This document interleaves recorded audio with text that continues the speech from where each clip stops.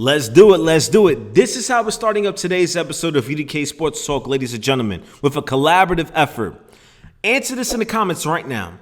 Do super teams normally win the Super Bowl? I'm going to ask that one more time. Y'all know the energy we are on. Answer it in the comments. I want that collaborative effort going. I'm going to respond to each and every single one of you. I'll ask this one more time. Do super teams normally win the Super Bowl? Drop your opinions in the comments right now, ladies and gentlemen. There was an article that was posted on ESPN in which it indicates that the numbers and odds are not on the LA Rams side. Now, here's the deal. To refute that point, the LA Rams tenure with Snead and McVay has shown us that when they have keyed in on a window and they feel like it is time to go all in, they've won the Super Bowl and they've went to the Super Bowl. So every time they have made the decision to go all in when they feel like the roster is there to get the job done, they have made it to the promised land and won it, and they made it to the promised land before that and lost. Now, here's the deal, ladies and gentlemen. The LA Rams are in a position right now where they have went all in. They acquired Myles Garrett. They acquired Trent McDuffie. They signed Jalen Watson. They may potentially be getting Aaron Donald, the greatest defensive tackle to ever live, back on this team. So here's the deal. Anything short of holding up that Lombardi at the end of the season is an utter disaster and an absolute failure. Anything short of that does not matter. But here's the deal, ladies and gentlemen. Before I can accurately react to that and give you all my answer to what that article says, we need to have this question answered first, because I believe that this provides perspective. And that is, why did the LA Rams trade for Myles Garrett? Why did they trade away their first round draft pick since they drafted Jared Goff and Jared Verse, a player who is an absolute dog with the potential to be a top 5 edge rusher in the game? Why did they trade away Jared Verse for Myles Garrett? Well, Myles Garrett is a little bit older and Jared Verse is much younger and about to have his breakout season and start heading towards the guy that I believe he always had the potential to become. Now, why am I asking that question? I should have answered that a couple of weeks ago when the LA Rams decided, well, what is it now, 6 weeks or 8 weeks since the trade happened? Well, here's the deal, ladies and gentlemen. This was the right time to accurately answer this question for each and every single one of you. Because in order for us to really put an argument together to contradict what that report says, to defy the odds and defy what the numbers say, you have to understand why the LA Rams were of the mindset that they were when they decided to make the trade for Myles Garrett. Now, I had the opportunity today to rewatch the NFC Championship game. Now, to those of you that are watching, you're going to be asking, why did I rewatch the NFC Championship game? Because there were some moments in that game that the LA Rams had the opportunity to make a play, and they didn't. They had an opportunity to get off the field, and they didn't. And in order for me to show you guys why the move for Myles Garrett had to happen, we have to review the tape first and foremost and accurately explain why the LA Rams decided to go ahead and get the top dog at that position and basically sacrifice the young buck in Jared Verse, who has the potential to become a top 3 edge rusher in the game at some point in his career. Now, the answer to that question will provide the foundation on the argument that I'm going to be doing to refute what this article says and why the LA Rams are going to defy the odds and why they're going to basically put their middle finger up at those numbers. Because when you have the experience that you have on this team and you have the top dogs that you have at the respective positions that they have, with quarterback, edge rusher, and potentially defensive tackle, and the corners that you have, and the players that you have at the wide receiver position, and the running back room that you have, along with that tight end group. Ladies and gentlemen, it is a very unique combination. But I believe with this move in acquiring Myles Garrett, that this puts them in a completely different position, and I'm going to explain to you guys why. Ladies and gentlemen, if you're new here, thank you for taking some time out of your day to watch this video. To all of my new subscribers, man, I want to give a salute to each and every single one of you. Man, as all of you know, as a new content creator, it is extremely difficult to get your videos into the algorithm. And I'm just so blessed by the Most High that each and every single one of you were able to find this channel and subscribe to the channel and become a part of this family, man. God bless you all. Thank you all. And as all of you know how we do it. This is another episode of UDK Sports Talk. I'm your host, Alex Cruz. And ladies and gentlemen, man, Before we get into it, don't forget to like, comment, and sub to the channel. Check off the bell notification icon to become part of the family. Now, here's the deal, ladies and gentlemen. I got some timestamps written out on this notebook right here. We're going to pull up the research mode. As all of you know, I need to get that soundboard. We got to get the sound effects up in here. Here we go. So, ladies and gentlemen, we're going to pull up this NFC Championship game. And so there's the article right here. You see this right here? We're going to be reacting to this, okay?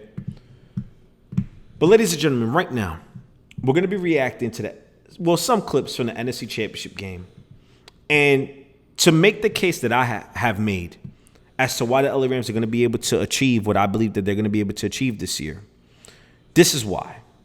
Let's play this. So to provide perspective, this is 3rd and 5. This is the first drive of the NFC Championship game. This is the drive where the Seahawks scored a touchdown. Now, this is the deep play to Rashid Shaheed.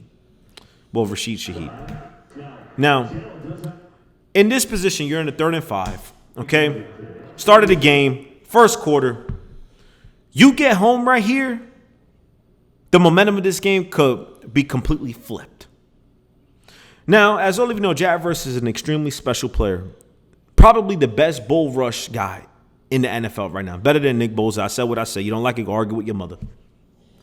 And here's the deal. Why did the Rams make the trade for Myles Garrett? Check this out. This is one of the plays. So right here, he gets chipped. I want to say that's Barner or Bobo. I want to say that's Barner. Chip him to the left tackle. We get him completely outside of the play. No pressure from the interior. Give Sam Darnold all day to make a play. He basically could have went to the sidelines, got another play call, had a sip of Gatorade, went back into the pocket, and then throw this dime to Rashid Shaheed. Dot. Great throw by Darnold. Excellent play call by Clint Kubiak. Now, here's the deal, ladies and gentlemen. Before we react to more plays, let's pull up the full view. I need you guys to understand something. So when the LA Rams lost in the previous 2 seasons, there was 2 things that were prevalent. Well, one thing that was prevalent amongst both those games. And that was, I think we could accurately say that the LA Rams, in the wild card round loss that they had to the Detroit Lions, that I think we could accurately say that the LA Rams outplayed the Detroit Lions that game, right? I think we could say the year after that the LA Rams outplayed the Philadelphia Eagles at Lincoln Financial.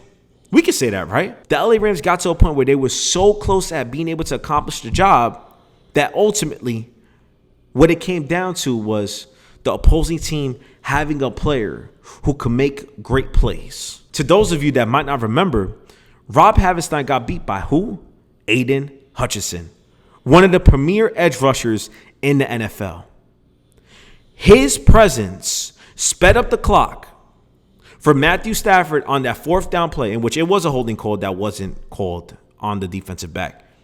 But he sped up the play enough where Matthew Stafford had to rush that throw. Puka Nacua doesn't come down with it. He's being held. And that ultimately leads to the Detroit Lions getting the ball back, them converting on that 3rd down, 4th down, I forget exactly what happened, and them winning the game.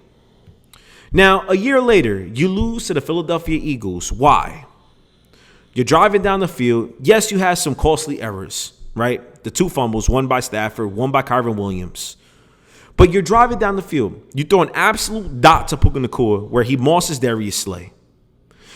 You're running the hurry-up offense. You're at a point where everything looks good right now. Don't worry. I'm going to get to the point that I'm trying to get to. Don't worry. I'm going to speed it up. You then get to that spot where you have to call a timeout, or I believe they took a delay game. I forget exactly what happened, but you allowed the Philadelphia Eagles defense to catch their breath. And who ended up making the play that completely altered the game? Jalen Carter. So every time the LA Rams have lost prior to last season, it was because they didn't have that guy who could interrupt the game and make plays when it was time to get the stop. So the other teams had those guys. We already know how special the Seattle Seahawks defense was last year. The secondary was elite. Eamon Warry's a hell of a player. Witherspoon's a hell of a player. Leonard Williams at the defensive line is an incredible player. That defensive line was extremely talented. That linebacker room with Ernest Jones, the former Ram, was extremely talented. Okay? So the Seattle Seahawks had playmakers in those spots where the Rams didn't. We all know how special Jarrett Verse could be. We all know how good BY is. We all know how good Braden Fisk and Kobe Turner are. But they are not at this current point game changers, game wreckers. And every year that the LA Rams have lost, it is because we are facing a team that has that player. And we don't. And now going back to this tape. Sorry, I told you I was going to get to where I was getting to. Going back to this tape, right? On plays like this is why you make the moves that you did for Myles Garrett. Sorry, guys. Trying to figure out how to do this. I think we're going to leave it in this screen right here. So here we go. Let's run this back. Sorry. Y'all see it, 3rd and 5, 6 seconds left on the play clock. Snap the ball. Gets pushed out of his assignment. We need him right now. See, this right now is when you need a play to happen. You're away. They are home. This is a momentum play. This is a confidence building play for him. If he doesn't complete this play, chances are he doesn't have the game that he has. Okay? Great job by the O-line at being able to protect I was about to say Stafford, to protect Darnold. And there you go. So let's fast forward now to 2:26 because I got timestamps, like I said. Because I need you guys to see why I'm saying what I'm saying as to why they had to make the trade for Myles Garrett. So here we go, 3rd and 2.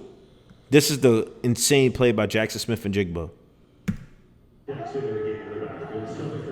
So to be fair to Verse right here, this is a play fake play. Okay, 3rd and 2.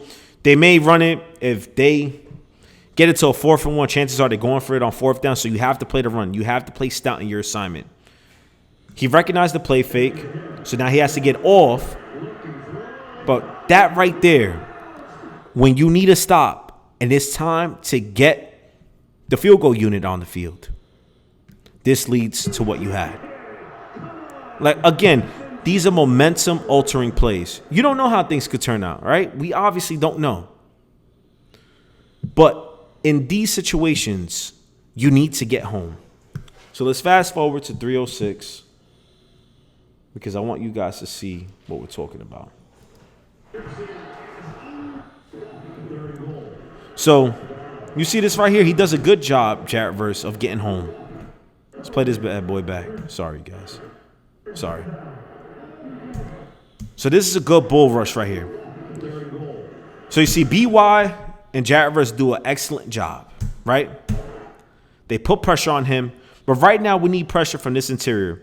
So, yes, the edge guys are doing a great job at being able to put pressure on Darnold, but he can easily step up into this pocket right here and then throw a seed, okay? Great coverage by Kobe Durant at that time. You know, shout out to the land shark. He's not with us no more. But, again, that provides context to what I'm talking about. Now, let's fast forward to 6:10, and we'll showcase another example of what I'm talking about. Now, here's the deal. We all know the NFC Championship game to be defined by the muff punt by Xavier Smith and the special teams blur, okay? But I need you guys to understand this. The LA Rams had chances to make plays, and they didn't.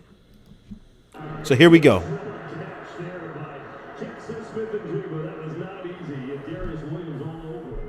So this is the 2nd and 10 play, in which this is the deep shot down the field.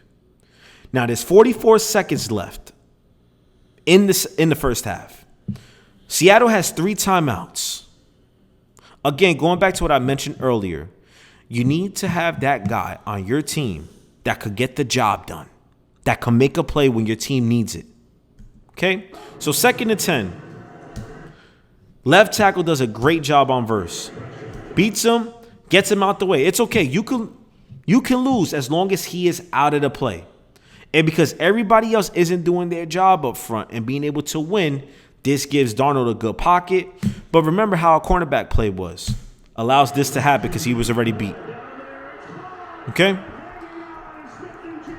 Great job. If they beat you, just get him right out the play. Look, he beats him, gets him right out the play, steps up to the pocket a little bit, throws a dime down the field to JSN. Now, what does that look like if we're able to get a sack right there?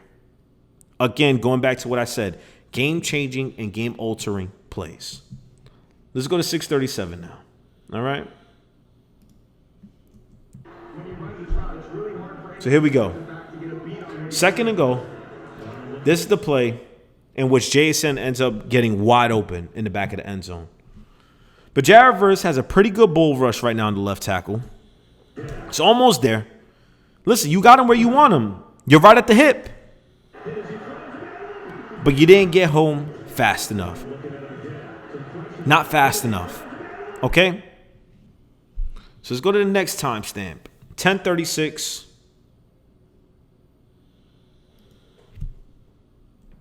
And then we got one more after that. Sorry, you guys. We got to play the ad. My bad. But ladies and gentlemen, let me know in the comments right now what you think about this. Drop your opinions right now. So here we go. Actually, right there. We didn't even have him on the field right there. Sorry, you guys. That was an error by me. That was I wrote down the wrong timestamp right there. My bad. But anywho, this is a good example to react to anyway. So let's play it again. 10:36. Let's do it. Hold on. So right here, 3rd and 3. Score is 24-20. This is the touchdown by Cooper Kupp. Okay?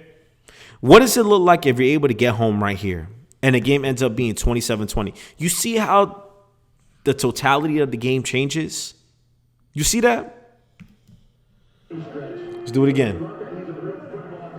So it's moments like this where you need a special guy to do special things and interrupt the play and get home and be a game wrecker and be a game changer.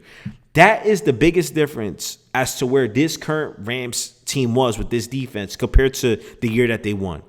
It is because, yes, you had an older Von Miller and a really good Leonard Floyd, but it was the fact that you had a prime Aaron Donald that could be a game wrecker and bring you home. Okay? In the Super Bowl, he won the one-on-one with the guard and helped the Rams get the key stop. When Jalen Ramsey was beat, Aaron Donald beat his guy first, disrupted the flow of the play, and ended up getting the stop. And that ultimately, ladies and gentlemen, is why the Rams made the decision that they made in trading for Myles Garrett. It's not to say that Jared Verse isn't great right now. He still is phenomenal. But you needed somebody who could get home and make plays and be a game wrecker when you need it at the time when it is required. Here we go. Play it again. You see right here, they do a good job of getting home. But again, you don't have the pass rush and the coverage coinciding with one another. And that's why you get this right here. All right. Now we'll go to the last one, 15:46. All right. Let's put this bad boy on. And we'll just play this going forward. So here's the deal. We got Verse on this side. And that's crazy. He's getting chipped by two people. And you got to get home. 2nd and 6, you got to get home. Who's going to be the one to interrupt the play? Who's going to be that guy? Great job. Listen, great job by the Seattle Seahawks offensive line. But it's crazy. Josiah Stewart was out here making noise. Crazy, man. Let's do it again. See this? Verse with two guys on him. Look at this pocket off the play fake. Too much time.